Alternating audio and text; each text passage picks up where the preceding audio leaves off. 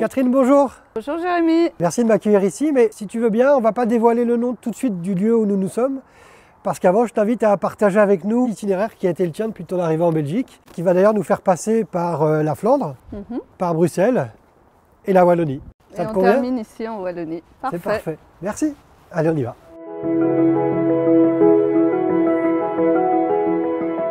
Catherine, tu arrives en 2011 en Belgique. Qu'est-ce qui t'amène ? Alors, je viens avec mon mari et ma famille. Ouais. Mon mari possède une chaîne de golf en France et il rachète un golf en Belgique en 2011. Donc, nous décidons d'aller développer le concept de la chaîne en Belgique. D'accord, le golf se trouve... Tout à fait, c'est le golf de Clédal, à côté, à côté d'Anvers. Ah, Anvers, à côté d'Anvers. Et oui. En Flandre. En Flandre. Comment se passe l'intégration? Spreek je Vlaams? Un tout petit peu, moi, je vais pas j'ai fait 1 an de néerlandais, mais mon mari, lui, s'y est mis vraiment. Il a fait 5 ans de néerlandais et surtout quand il est arrivé pour se faire adopter, parce qu'en tant que francophone, c'est pas facile.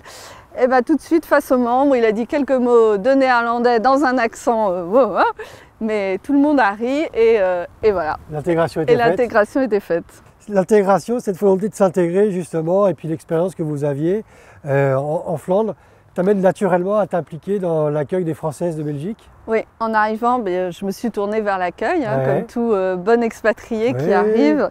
Et puis, j'y ai trouvé toute une belle aventure à y effectuer par la suite. On en parle tout de suite? Oui. Allez.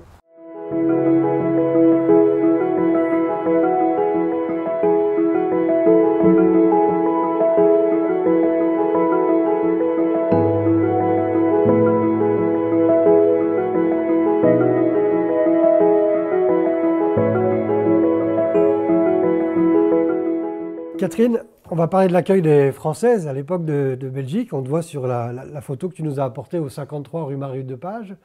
Quand tu entres la première fois dans ce bâtiment, tu découvres quoi comme association? Je découvre une belle et grosse association qui possède d'ailleurs sa propre maison, ce qui est assez exceptionnel, qui a plus de 700 membres, une centaine de bénévoles.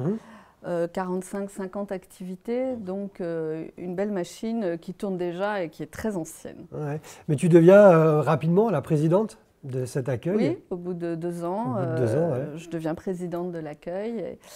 Et là, j'essaye d'entamer quelques petites transformations. Comment tu modernises cette association? Alors déjà, je dirais que le mode d'expatriation des gens aujourd'hui est très différent de ce qu'il était il y a 50 ans. Oui, c'est vrai.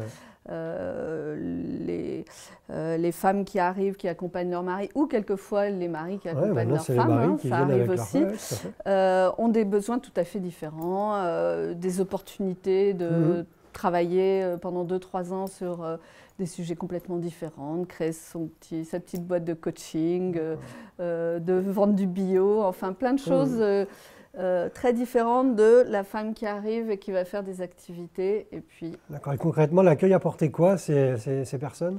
Alors beaucoup de choses. Donc, une façon de s'intégrer et de connaître des Français au travers de plein d'activités, des visites, du théâtre, des ateliers, du bridge, etc. Mais aussi ce qui a été développé ces dernières années, c'est par exemple le club business, donc pour aider les personnes qui arrivent à essayer de s'intégrer professionnellement, avec des rencontres un peu avec tous les acteurs économiques franco-belges. Aussi, bien sûr, les fameux cafés de quartier où on apprend à connaître ses voisins. Et puis, on a introduit une certaine forme de marrainage, de parrainage.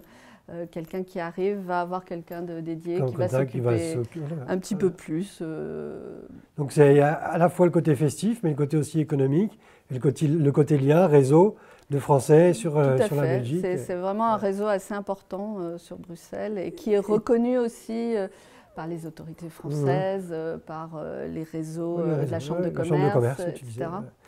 Et d'ailleurs, tu parlais des hommes qui accompagnaient les femmes qui s'expatriaient. Je crois que tu as changé de nom hein, durant ton mandat pour cette association. Voilà, c'était le dernier accueil dans le monde, hein, parce qu'on appartient à une fédération d'accueil dans le monde, la FIAF, qui était encore réservée aux femmes. C'était réservé uniquement aux femmes. Voilà, donc je trouvais qu'en autant, c'était assez anachronique. Ah oui, quand même. Et que, voilà, il fallait que les hommes puissent aussi à part entière devenir membres et prendre en charge une activité comme une femme.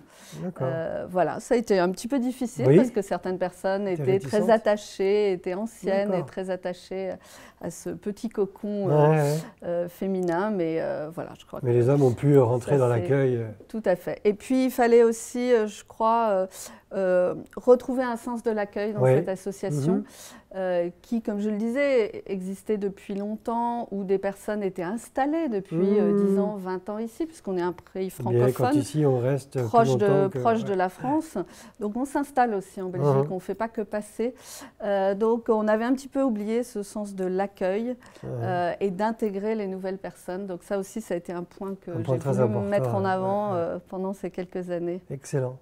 Et parmi les hommes qui se sont expatriés, il y en a un célèbre qui maintenant fait partie de ta vie, c'est Napoléon. Tout à fait. On en parle maintenant ? On en parle, on y va.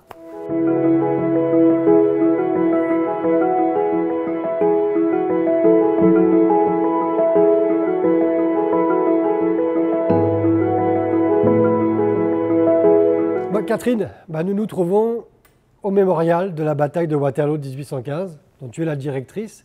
D'ailleurs, comment une Française devient directrice de cet endroit-là? C'est une ironie, une hérésie de l'histoire? C'est autre chose? Non, c'est juste une opportunité. Un cousin a répondu, qui gère donc un gros groupe de gestion de sites historiques, de châteaux, a répondu à l'appel d'offres de la région wallonne pour reprendre la gestion du mémorial. D'accord. Et voilà, il a emporté face à une société belge et nous en avons parlé ensemble, et comme j'avais déjà une expérience dans le tourisme.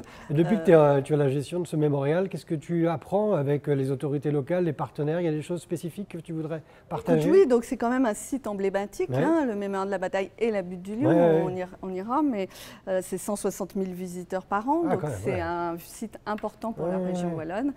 Et j'avoue que par rapport à la France, on a des relations proches et de proximité avec les autorités, que ce soit la région, la province du Brabant wallon.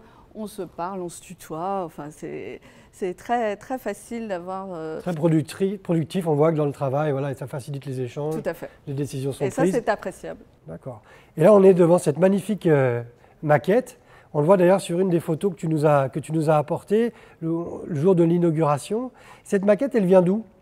Alors, cette maquette, elle a été faite par un passionné néerlandais qui a travaillé pendant 20 ans et donc qui a 20 ans sur la maquette? Tout à fait, 20 ans. Elle fait 33 mètres carrés, il y a plus de 20 000 soldats qu'il a peints minutieusement à la main. Soldat par soldat? Soldat par soldat, et plus de 2000 chevaux.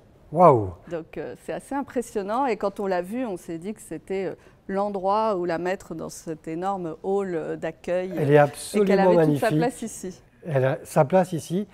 Mais il y a quelque chose qui me ferait vraiment plaisir, Catherine, c'est qu'on aille tous les deux sur le champ de bataille. Tout à fait. Allons-y, on va se diriger vers la butte. Ah, c'est super.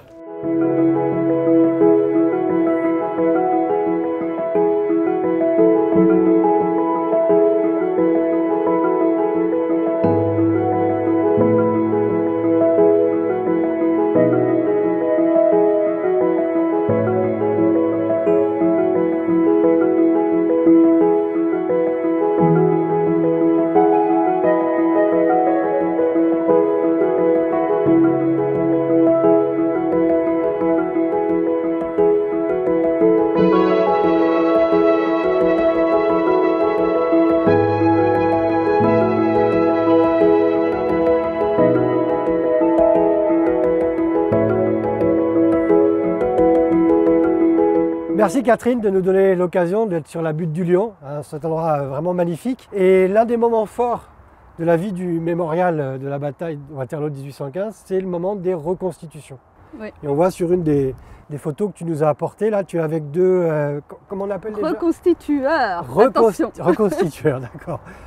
Et bien justement, Comment on choisit son camp en fait, entre être avec les troupes napoléoniennes ou sous le commandement de Wellington? Ça se passe comment? Écoute, c'est toute une histoire personnelle en fait. Chaque reconstitueur choisit son camp, choisit son régiment, donc il fait partie de tel régiment de la garde impériale ou des troupes de Wellington.